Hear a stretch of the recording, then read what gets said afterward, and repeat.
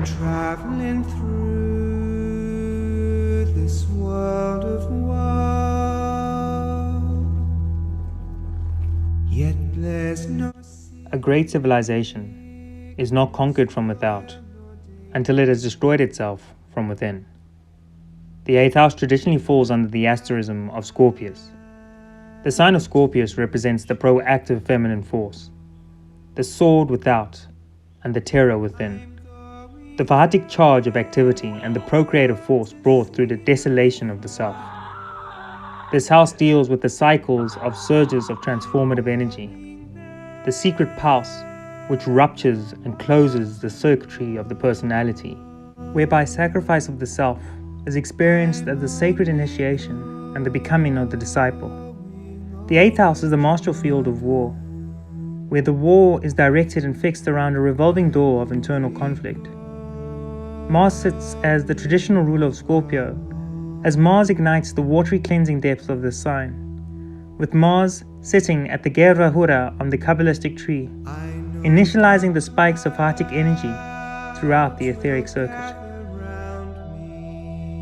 The 8th house is where we conduct our battle with the lower faculties of ourselves, where the alloy of new identities and self-reinnovation can only happen after the sudden departure of the baser clusters which form the ego, leading to the unexpected return and spiritual renaissance of the 9th house.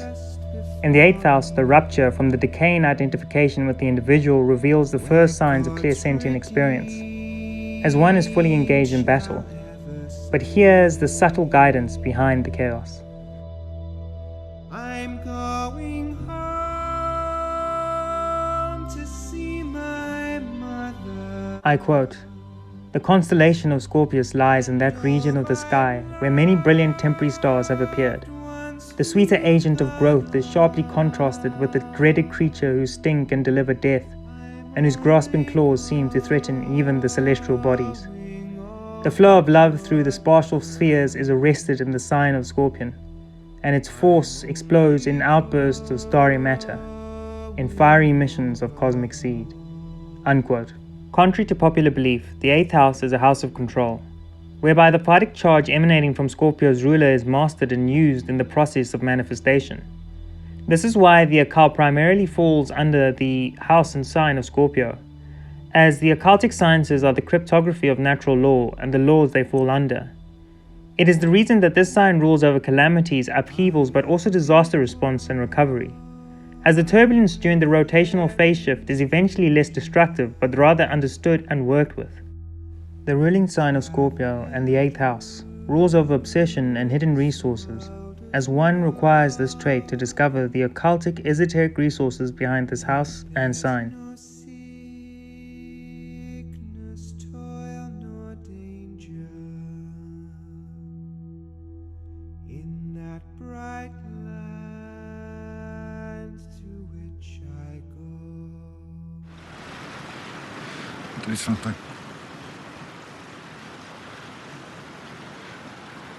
Do something. You phony, prick, fraudulent motherfucker. Do something! Come on! Prove it! Fuck faith! Earn it! Show me something real! I need it now! Not later! Now! Show me and I'll believe in you till the day I die. I swear.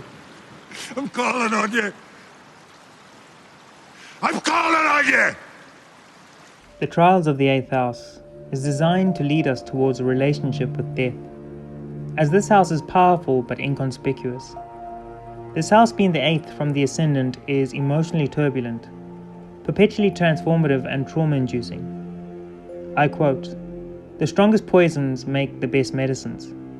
As this house stirs up violence and warlike scenarios, as it breaks down the natives' core sense of self and places them on a hyper-energetic highway towards their own scripted apocalypse, in which a truth is revealed and immortality understood. Man is a king of great power, who has forgotten his royal blood. He is lying in the grave of ignorance, But as he comes into the light by his own suffering, he will know that the Christ is resurrected, meaning he is to become consciously aware of his divine nature. The sign Scorpio pulls from the fourth ray of harmony through conflict. Like the sign which shares the same polarity with Scorpio Taurus, Scorpio is the doomsday of unforeseen, unplanned pulses of reactivation. As the individual soul becomes caught up in the murky waters and the anticipated sacrifice begins, whereby the ego is stung by the forhatic brutality of the 8th house and controlled by the claws of the scorpion until the ego eventually dies. If the 2nd house is about desires, the 8th house becomes about the actions towards those desires and the inevitable contest that awaits those who are daring enough, yet bring forth their own inevitable tragedy, as the fighting force eventually consumes them like a flame. A lesson of the fourth ray is to persist within this upheaval and to push onwards as this strips away the fear associated with this house. My dad was not without love.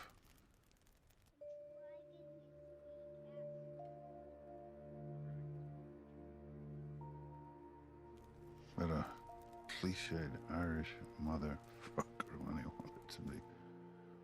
Drinker, brawler, all that stuff. Never shed a tear. So weakness everywhere.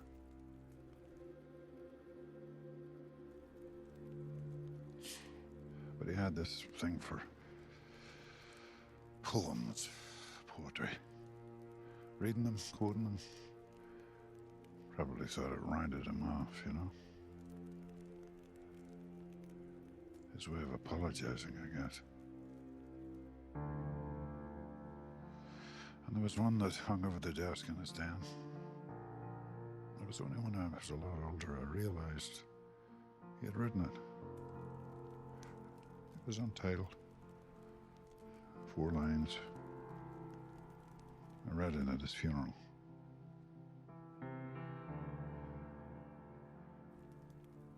Once more into the fray.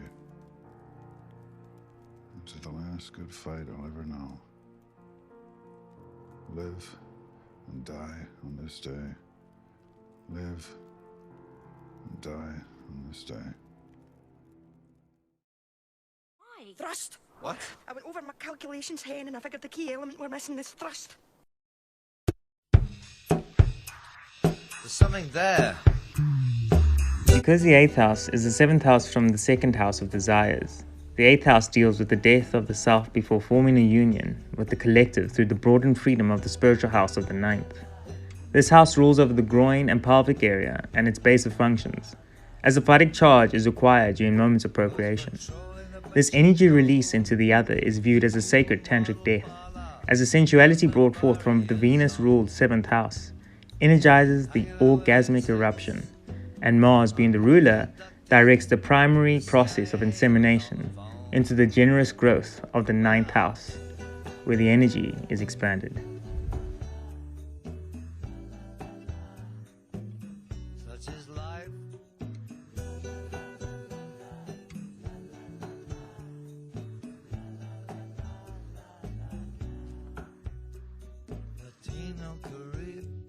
I quote, "The opposite of samsara, the cycle of suffering, is when all the walls fall down, when the cocoon completely disappears and we are totally open to whatever may happen, with no withdrawing, no centralizing into ourselves.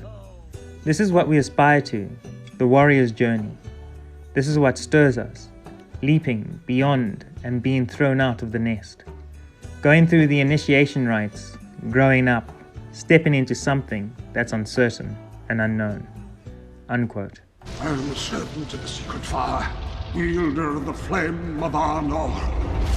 The dark fire will not avail you, flame of Udun!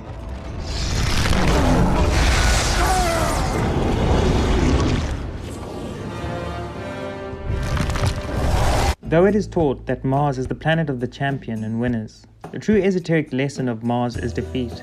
As we stand against our shadow, we are willingly defeated as we partake in the sacred sacrifice of this house, whereby we are reborn as a disciple of the sacred esoteric mystic schools.